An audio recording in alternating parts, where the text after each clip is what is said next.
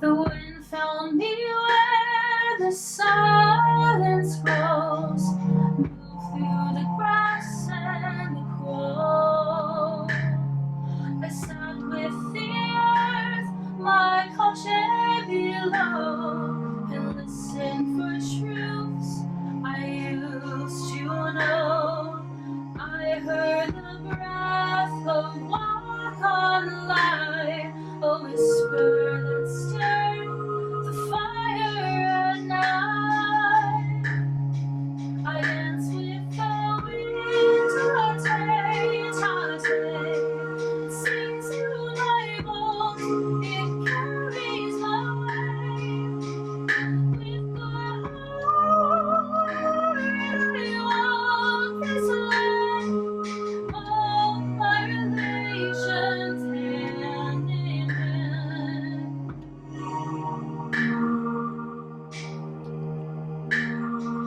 The feather fell where the circle begins, a gift from the sky on the starless leaves. The voice of the elk, the eye of the bear, what was not gone is always there. I dance with the wind, tate. It sings to my bones, it carries my way. With good heart, I walk this land, all my relations hand in hand.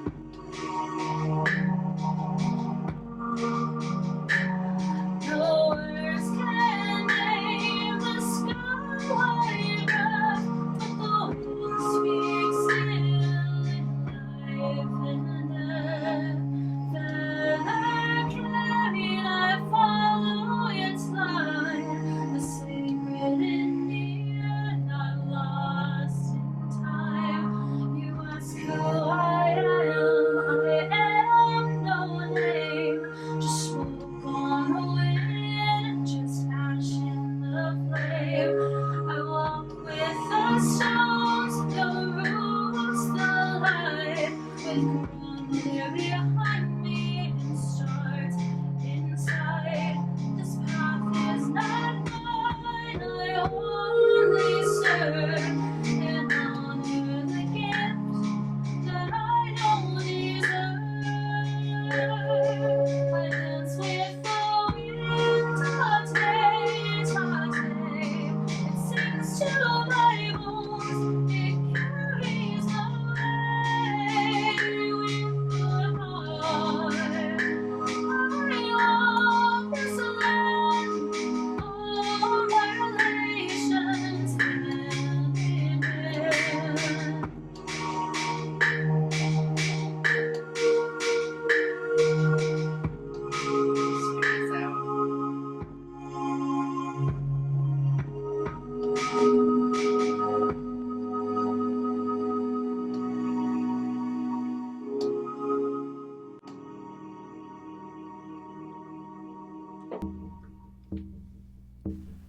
In the year 1838, we heard the soldiers cry.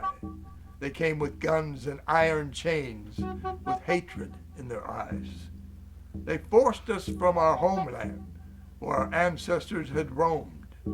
They marched us west through bitter cold, far from the land we called our home for centuries. The children cried for home and hearth. The elders prayed for peace. But every step we took in fear, our pain did not decrease. Yet in our heart a fire burned bright, passed down from days of old. Cherokee forever, our spirits rise, they never die. Through every storm we will survive. Our hearts are strong, our will is free. We stand as one for all to see. They called it the Trail of Tears, a path of death and grief where 4,000 of our people fell, their lives cut all too brief. From Georgia to Oklahoma, over 1,000 miles we tread. With every mile, our numbers thin, our hearts weighed down with dread. But in the darkest hours of night, when hope was wearing thin, we spoke the words of our ancestors and found the strength within. Through the pain and suffering we carried on with song. Our spirits rise and never die. We stand as one for all to see. We carry on with heads held high through every day and night, from the trail of tears to the paths we pave to honor those before. And in our hearts we hold the flame forever burning more. Our song across the winds, let the truth be known. The Cherokee, we walk with pride. Our spirit seed is sown. No one owns the water, no one owns the land, no one owns the oceans, no one owns the sand. These are given by our mother, the planet provides for free. Only by the hands of the greedy does the earth require a fee. No more beautiful moons may we spend on our land. In the north, the Scarlet Council talks of war, and the long knives have massacred the tribe and burned the corn. We're welcome in our homeland no more. There will be a trail of tears, there will be a trail of pain. No more songs of the hunters on the buffalo plain. No more smoke from the sacred fires touch these hills, and the numbers of the people that grow fewer every mile, and our children will not learn the Great Spirit's ways. The Trail of Tears refers to the forced relocation of the Cherokee Nation and several other Native American tribes from their ancestral homelands in the southeastern United States to designated Indian territory west of the Mississippi River in present-day Oklahoma. This tragic event occurred in 1838 and is one of the most sorrowful chapters in American history. The root cause of the Trail of Tears lies in the Indian Removal Act of 1830, signed into law by President Andrew Jackson. The act authorized the United States government to negotiate treaties that would forcibly relocate Native American tribes from their lands in the southeast to lands west of the Mississippi River. The goal was to open up native lands for European American settlement, particularly in areas like Georgia, where gold had been discovered and settlers were eager to claim the fertile land. The Cherokee Nation, among the most affected, already adopted many aspects of European American culture by 1830, including a written language developed by the Koya, a constitution, and the system of government modeled after the U.S. Constitution. The Cherokee people resisted the forced removal through legal means and led to the landmark Supreme Court case, Worcester, Georgia, in 1832, which ruled in favor of the Cherokee. However, President Jackson ignored the ruling, and the U.S. government continued to press to their removal. In 1838, under the command of General Winfield Scott, U.S. troops forcibly rounded up approximately 16,000 Cherokee men, women, and children, often with little warning. They were herded into stockades and then forced to march over 1,000 miles to the designated Indian Territory. This journey became known as the Trail of Tears due to the immense suffering experienced by the Cherokee and other tribes, including the Muskogee, Seminole, Chickasaw, and Choctaw. The conditions during the march were horrific. The Cherokee and other tribes were exposed to extreme weather conditions, searing heat in the summer and freezing temperatures in the winter. They were provided with inadequate food, clothing, and shelter, and many suffered from disease, exhaustion, and starvation. The route was treacherous, crossing rivers and rugged terrain, and many of the elderly, sick, and the young did not survive. It's estimated that approximately 4,000 of the 16,000 Cherokee people who were forced to relocate died during the journey, a staggering loss that represented about 1/4 of their population. The Trail of Tears devastated the Cherokee Nation, leading to a profound loss of life, culture, and connection to their ancestral lands. Upon arrival in the new native territory, the Cherokee and other tribes needed to rebuild their communities from scratch. Despite the trauma and hardship, the Cherokee people demonstrated incredible resilience. They established new homes, schools, and governments in the prescribed territory, preserving their language, traditions, and identity, despite the profound disruptions they faced.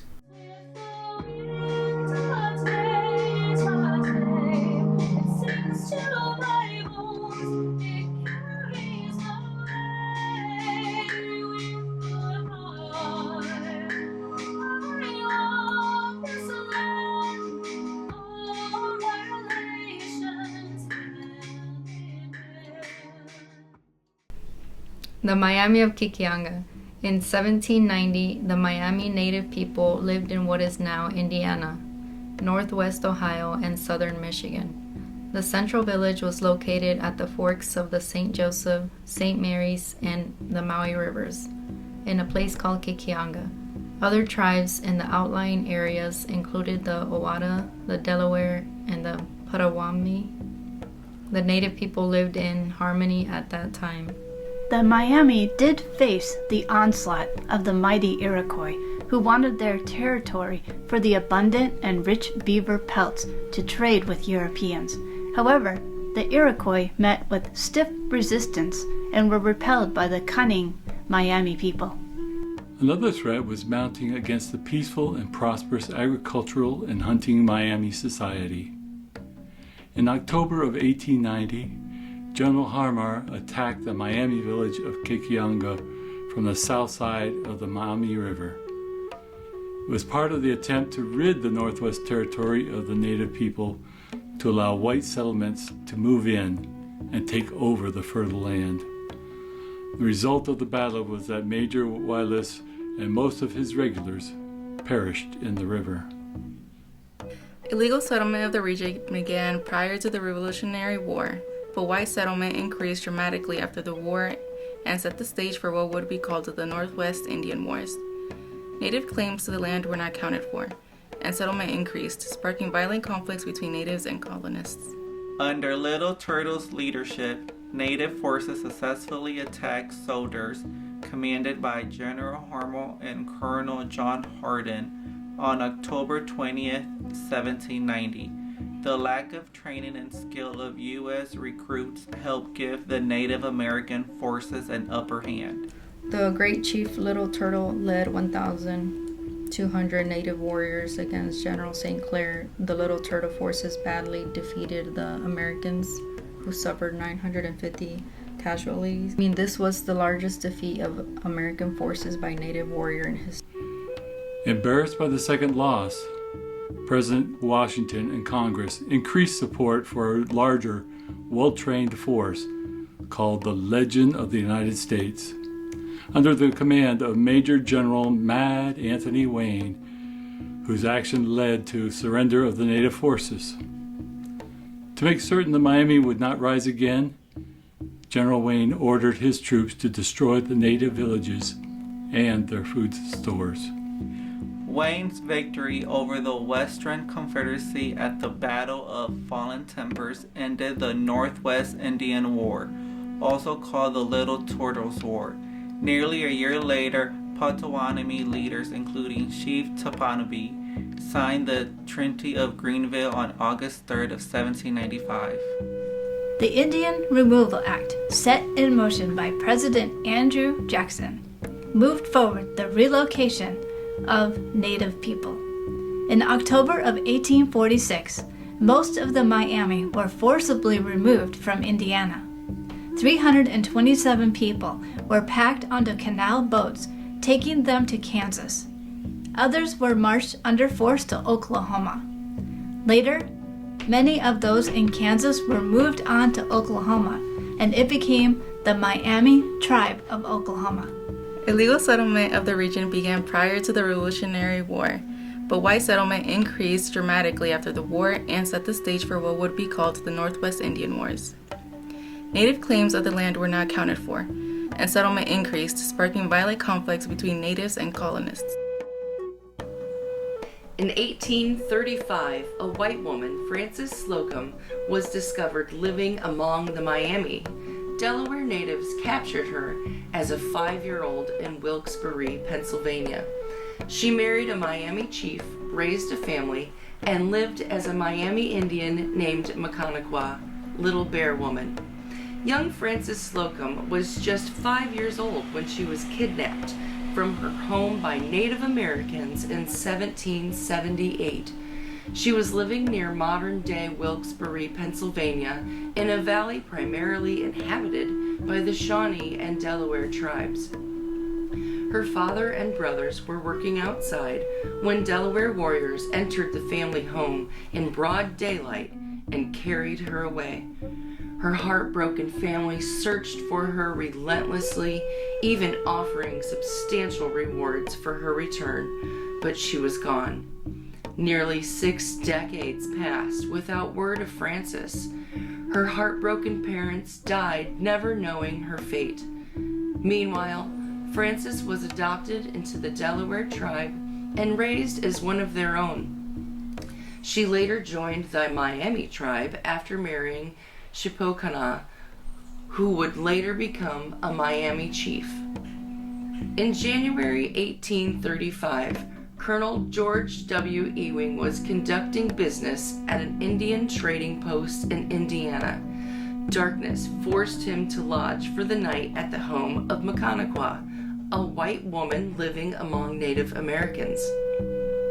After dinner, Maconaqua shared an interesting story. She remembered being taken when she was young and knew her father's name was Slocum.